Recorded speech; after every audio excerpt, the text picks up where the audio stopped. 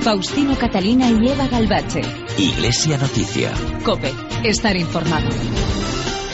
Muy buenos días, hoy es 21 de septiembre de 2014 y como cada domingo a esta hora, aquí en la cadena COPE abrimos el tiempo para la actualidad eclesial con lo más destacado de estas últimas jornadas en España y en el mundo. Este es el programa 1379 de Iglesia Noticia, que hacemos hoy con Reyes Monzón en el control de sonido y con Amparo Latre en la producción. Y lo primero, como siempre, los titulares. El Papa visita hoy Albania para homenajear a los cristianos perseguidos y potenciar el diálogo interreligioso. Encuentro del secretario de Estado del Vaticano, el cardenal Pietro Parolin, y la vicepresidenta del Gobierno, Soraya Sáenz de Santamaría. En su sexta reunión, el Consejo de Cardenales para la Reforma de la Curia ha tratado dos grandes bloques de temas: laicado y familia y justicia y paz. El Comité Ejecutivo de la Conferencia Episcopal Española ha recordado el valor sagrado de la vida humana desde la concepción hasta su fin natural. Hoy se clausuran en Madrid las segundas jornadas sociales católicas europeas, en las que han participado representantes de 29 países. Y peregrinos de 80 países participarán el próximo sábado en Madrid en la ceremonia de beatificación de Álvaro del Portillo, sucesor de San José María Escrivá, al frente del Opus Dei. Faustino Catalina y Eva Galvache. Iglesia Noticia. COPE. Estar informado. Dentro de unos minutos, el Papa Francisco llegará al Aeropuerto Internacional Madre Teresa de Tirana para una jornada en la que quiere rendir homenaje a los cristianos, una minoría que han resistido bajo la dominación otomana y comunista en Albania, un país donde ahora conviven pacíficamente distintas confesiones religiosas. Vamos a conocer el programa de esta intensa jornada con la corresponsal de la cadena COPE en Roma y enviada también a este viaje, Paloma García Ovejero. Buenos días. Buenos días, sí. El primer momento grande es a las 11 de la mañana, cuando el Papa Francisco celebrará la Santa Misa en la Plaza Madre Teresa. Allí rezará después el Ángelus y se espera que esté llenísima de gente. Luego se irá hasta la Nunciatura Apostólica, donde almorzará con los obispos albaneses y los miembros del séquito papal. Y a las 4, el discurso ante los jefes de otras religiones y denominaciones cristianas en la Universidad Católica Nuestra Señora del Buen Consejo. Los traslados los hará en Papamóvil, así que habrá delirio. Aquí le esperan con los brazos más que abiertos. A las 5 de la tarde, vísperas con los sacerdotes, religiosos, religiosas, seminaristas y los miembros de los movimientos en la Catedral de Tirana. Y a continuación, a las 6:30, en el Centro Betania, el momento de la caridad de los niños allí acogidos y otros centros caritativos de Albania que se han trasladado hasta aquí, hasta Tirana, para ver al Santo Padre. Y nada, a las 8 menos cuarto de la tarde se despide, a las 8 sale el avión y a las 9:30 de nuevo en Roma. El Papa pedía que le acompañemos en este viaje también con oraciones. He decidido visitar este país porque ha sufrido mucho a causa de un terrible régimen ateo y ahora está realizando una pacífica convivencia entre sus diversos componentes religiosos. Desde ahora saludo con afecto al pueblo albanés. Saluto con afecto el popolo albanese. Sin duda, un protagonismo especial tendrán a lo largo del día de hoy esos mártires a quienes el Papa quiere reivindicar como héroes de la fe. Pues vamos a escuchar ahora a una española, la misionera carmelita de la Caridad de Vedruna, la hermana Pilar Menar, que lleva más de 20 años en Albania y nos dejó su testimonio en el espejo de COPE. La gente espera sobre todo una bendición del cielo que les traiga el Papa. Esto sobre todo. Los albaneses son muy acogedores. Para ellos el huésped es sagrado.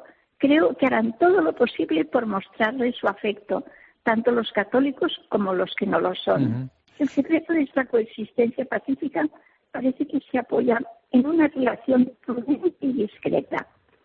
Nunca se ponen a hablar de temas teológicos que podrían llevar a desavenencias, sino más bien se encuentran a un nivel informal, humano, sin pretensiones, que lleva más bien a una amistad. Tras el avance y previsión para esta jornada del viaje del Papa Francisco a Albania, queremos detenernos ahora en Iglesia Noticia en el encuentro que celebraron el pasado lunes la vicepresidenta del Gobierno, Soraya Sáenz de Santamaría, y el secretario de Estado del Vaticano, el cardenal Pietro Parolin. Hablaron de diversas cuestiones de la actualidad y también con la esperanza en el viaje del Papa a España en 2015 para el 5º centenario de Santa Teresa. Seguimos contigo, Paloma García Ovejero, cuéntanos. Bueno, pues fue una reunión larga, 1 hora y cuarto aproximadamente, en la que la vicepresidenta quiso señalar carácter social, paro juvenil. Bueno, así nos lo contó a la prensa. Hemos compartido la preocupación mutua por el empleo y especialmente por el empleo juvenil en toda Europa. Este es quizá uno de los temas que más ha centrado el encuentro. La necesidad en este momento, el de recuperación que vive España, de trabajar para dar a los jóvenes lo que el propio secretario de Estado ha llamado una esperanza. Claro, la primera pregunta de los periodistas fue, ¿han hablado ustedes del aborto? ¿Va el Gobierno a tramitar la reforma de la ley? No hemos abordado ese asunto y sobre la cuestión que me plantean no hay ninguna novedad respecto de lo que el Gobierno viene manifestando. También se zafó cuando le preguntamos por Cataluña, pero a lo que sí contestó muy claramente y muy sonriente fue a la pregunta obligada. ¿Viene el Papa a España? Sí, hemos hablado, le he reiterado la invitación a visitar España, como lo hicieron los reyes, como lo han hecho distintos miembros del Gobierno, especialmente también en un momento tan particular como es la celebración del 5º centenario de Santa Teresa de Ávila. Y desde el Gobierno tenemos esperanzas, aunque no nos corresponde a nosotros más que ofrecer nuestra invitación y así lo hemos hecho. Nosotros tenemos esperanzas, ¿no? Ninguna información, pero sí muchas esperanzas. Bueno, por parte del Vaticano no hubo comunicado oficial, tal y como se esperaba, porque era un encuentro de segundo nivel. Gracias, Paloma. Pues precisamente en torno a este encuentro, desde Roma, escuchamos ahora el comentario del colaborador de Iglesia Noticia, Antonio Pelayo. Buenos días. Buenos días. Los políticos y gobernantes españoles no vienen a Roma con excesiva frecuencia y solo lo hacen cuando superan ciertos complejos. Los de la izquierda tienen que arrinconar sus prejuicios anticlericales y los de la derecha su miedo a ser tachados de neoclericales. Así estamos, y en ese contexto merece destacarse la visita que ha hecho esta semana al Vaticano la vicepresidenta del Gobierno, Soraya Sáenz de Santamaría, visita que, por cierto, no ha tenido el eco informativo que se merece. Se lo merece porque en las pocas horas que permaneció en Roma, la vicepresidenta tuvo ocasión de entrevistarse con numerosas personalidades vaticanas, entre las que destaco al secretario de Estado de su Santidad. Con el cardenal Pietro Parolin mantuvo Soraya Sáenz de Santamaría una conversación que duró 1 hora y cuarto. Los que conocemos el mundillo vaticano sabemos que es una duración excepcional en este tipo de encuentros y durante todo ese tiempo tuvieron ocasión de darle un repaso a los muchos asuntos que interesan en estos momentos a la Iglesia y al Estado español. Es fácil imaginar que durante tan larga entrevista tocaron más temas de los que evocó la hábil política española en su comparecencia ante la prensa. La suya es una discreción comprensible y por parte vaticana es su comportamiento habitual. Pero cuando se habla a esos altos niveles y con la franqueza con que lo hicieron, los resultados no tardan en aflorar a la superficie de la actualidad. Es una cuestión de paciencia. La Santa Sede actúa por norma en todos los asuntos sin precipitarse y tomándose el tiempo que considere necesario. Es un modo de hacer que no todos comprenden, sobre todo algunos políticos que buscan resultados inmediatos y brillantes. No ha sido el caso de la visita a Roma de la vicepresidenta que estamos comentando. La suya ha sido, por eso, una visita sin grandes titulares, pero con frutos muy concretos e importantes. Ya lo verán. Desde Roma les ha hablado Antonio Pelayo. Gracias, Antonio. Seguimos repasando la información del Vaticano, donde esta semana, recordamos, se ha reunido el G9, el Consejo de Cardenales que asesora al Papa en la reforma de la Curia. ¿Con qué resultados, Paloma? Bueno, pues 2 noticias sobre todo. Ya han empezado con el borrador de la nueva Constitución para la reforma de la Curia y han agrupado la mayoría de los asuntos en 2 grandes grupos, tal y como nos explicó el padre de Lombardi, 2 macrozonas. En uno estarían los laicos y la familia, y ahí entra la mujer, los jóvenes, la infancia, los movimientos. En otro, denominado así grosso modo justicia y paz, pues estarían la unidad de los cristianos, salud, el diálogo interreligioso, con unum, la calidad, cultura, etcétera. Digamos que puede ser una pista más que fiable para ver por dónde va la reforma de la Curia y cómo se reagrupan los dicasterios que existen en la actualidad. Por otra parte, pues pues tenemos unas cuantas fechas. La próxima reunión de este Consejo de Cardenales, de este grupo de 9, será los días 9 al 11 de diciembre de este año, 2014, y del 9 al 11 de febrero de 2015. Además, esta semana que empieza, se reúne por primera vez la comisión que va a reformar los medios de comunicación vaticanos. Es una primera toma de contacto y un poco fijar agenda, y en breve tendremos también una reunión en la que habrá novedades importantes de la Comisión de la Tutela de los Menores, la que se ocupa de los abusos, ahora que ya Monseñor Oliver está nombrado y ya empieza a ejercer como secretario, como el hombre de O'Malley en Roma, a propósito de pues todo lo que hay que revisar, no solo los casos pendientes, sino las estrategias a seguir. Y también esta semana se ha presentado el Encuentro Mundial de las Familias, previsto para dentro de un año en Filadelfia, y se han conocido detalles de la celebración del Papa con los ancianos prevista para el próximo domingo. Pues sí, tenemos por delante un año que podemos decir que ya se ha estrenado con esas 20 bodas que celebró el Papa el domingo pasado, y continúa el domingo que viene. Están invitados abuelos y nietos aquí a Roma para hacer una especie de JMJ con el Papa, pero de la tercera edad. Sobre el escenario, el Papa estará acompañado por 100 sacerdotes, también ancianos, a un lado 1000 abuelos, al otro 1000 nietos. A todos los que vengan les regalará un Evangelio de San Marcos en letras grandes, y esperamos gente de 20 países, incluidos 2 refugiados de Erbil, de Irak. Es un matrimonio que tienen 70 años, 10 hijos, una hija de 46, y tuvieron que salir huyendo. Por lo demás, pues el resto del año estará salpicado de eventos, y entre otros ese evento cultural que tendremos en Filadelfia en septiembre de 2015 de un artista español, de David López, que será la muestra Dwellings, moradas, representando en 7 habitaciones los 7 sacramentos. Gracias, Paloma. Buen trabajo hoy en Albania. Hasta pronto.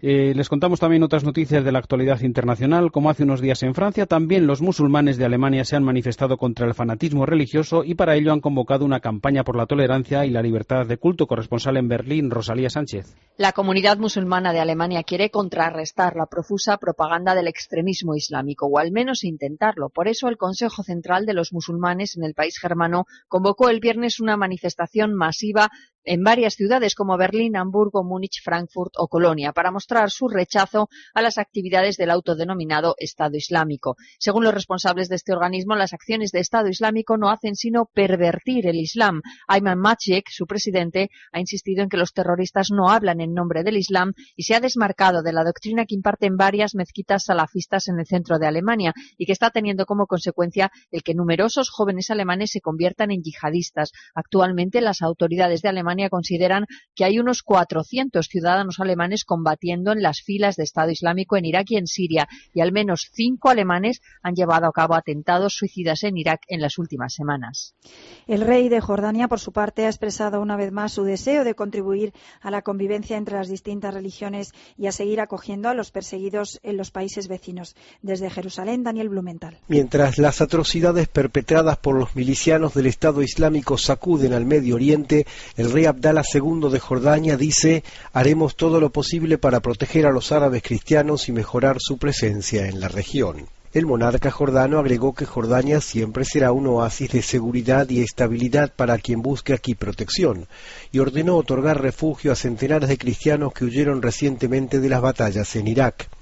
Abdalá II hizo un llamado a líderes religiosos, intelectuales y a los medios de comunicación a aportar su responsabilidad haciendo frente a los extremismos ideológicos y a evitar que ensucien la verdadera imagen del Islam. Por su parte, el patriarca católico de Jerusalén, Fuad Tual, dice que tranquiliza saber que su majestad es optimista, a pesar de los muchos retos que enfrentan Jordania y la región, acordando con el rey que Jordania es un modelo de coexistencia entre musulmanes y cristianos. En Jordania recibimos a los desplazados y no estamos entre los desplazados, dijo Tual, y agregó que Jordania siempre fue un hogar y un refugio. El gran mufti del reino, el Sheikh Abdul Karim Kasawane, llamó a la tolerancia religiosa y dijo que las mezquitas jugarán un importante papel en la promoción de la tolerancia y denunciar la violencia y la división.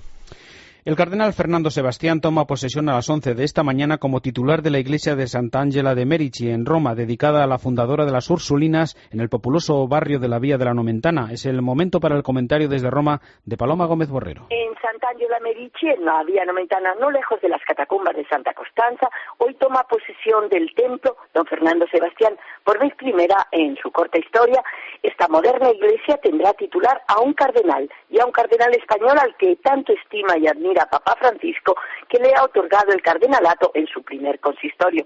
A pesar de que por edad Monseñor Sebastián no será elector en un cónclave, el Papa ha querido demostrarle su afecto y su agradecimiento por la intensa labor pastoral y teológica llevada a cabo en su recorrido sacerdotal y episcopal. Una estima que Papa Francisco ha vuelto a confirmarle, eligiéndole miembro de nombramiento pontificio en el Sínodo de octubre. La asamblea que afrontará la problemática familiar, la volatilidad del amor y buscará el diagnóstico y la respuesta a la crisis más grave que en el mundo vive la sociedad. El cardenal Sebastián, una de las mentes más preclaras de la Iglesia, gran pensador, magnífico teólogo, en el 2010 escribió su libro Evangelizar, que fue y sigue siendo libro de cabecera del arzobispo de Buenos Aires, hoy Papa Francisco. El método de Dios no es un método de éxito, de número, de la impaciencia, se lee en una de las páginas, afirmaciones que no cesa de reiterar el Papa. Desde su elección al pontificado, Francisco mantiene estrecho contacto, sobre todo telefónico, con el arzobispo emérito de Pamplona. Le llama a la casa sacerdotal de Málaga, donde ahora reside, e incluso le ha invitado a venir a Roma para que le informara de cuestiones que al Santo Padre le interesan y le preocupan. Los días del Sínodo de la Familia servirán para intensificar ese diálogo, para intercambiar ideas que le ayudarán a Papa Francisco para mejor conocer los problemas y los desafíos de la Iglesia española, los que afronta en nuestra sociedad. Faustino Catalina y Eva Galbache. Iglesia Noticia. COPE. Estar informado. La última hora, las noticias del día, lo que va a ocurrir, el tiempo, entrevistas a los que son noticia, gente que te ayuda a saber lo que pasa. Vale, sí, claro, pero por la mañana también apetece reírse un rato. ¿A que sí? Pues eso, soy Ángel Expósito y te espero aquí, en COPE. De lunes a viernes a partir de las 6. Ponle otra cara a la mañana, con Ángel Expósito. COPE. Estar informado. Con motivo de la beatificación de Monseñor Álvaro del Portillo, queremos celebrar un encuentro en Madrid con los responsables de 40 iniciativas contra la pobreza en todo el mundo. Ven el 25 de septiembre al Encuentro Internacional Álvaro del Portillo y descúbrelas. Infórmate en 40contralapobreza.com. Faustino Catalina y Eva Galbache. Iglesia Noticia. COPE. Estar informado.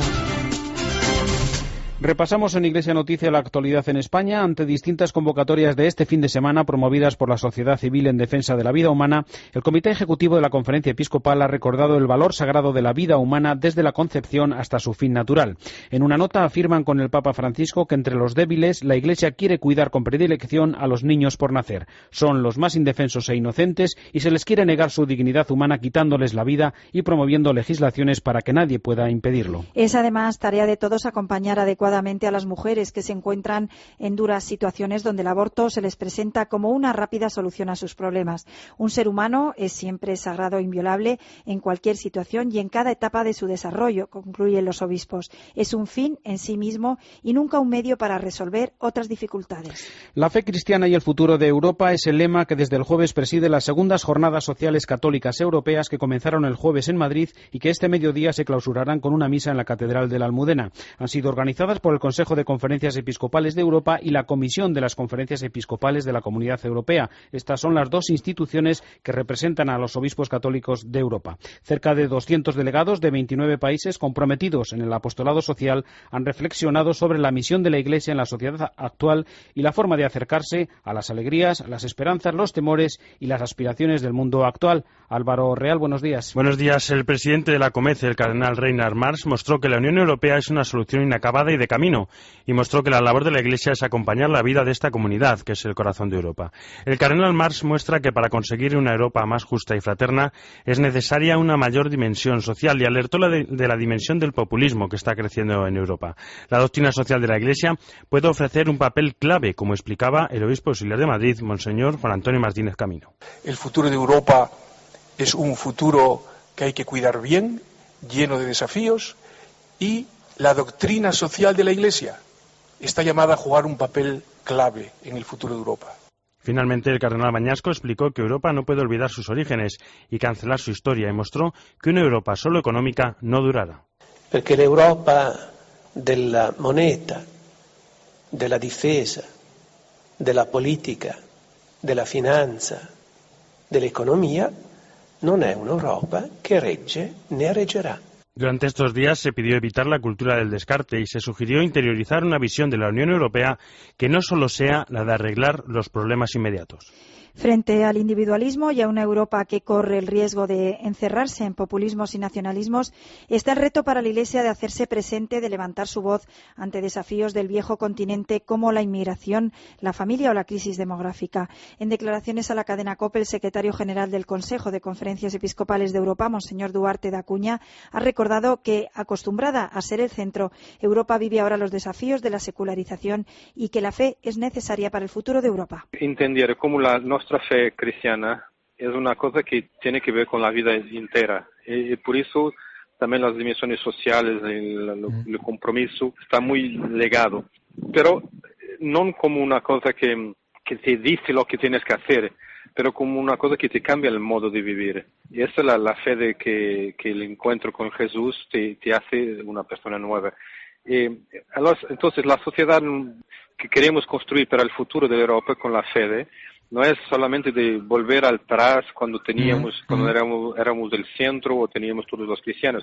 Es verdaderamente entender que el futuro de la Europa no es posible solamente porque vamos a tener unos tribunales muy buenos o una economía muy desarrollada, pero verdaderamente que hace falta una humanidad más humana, más abierta a Dios, más abierta a los otros, más abierta a los pobres.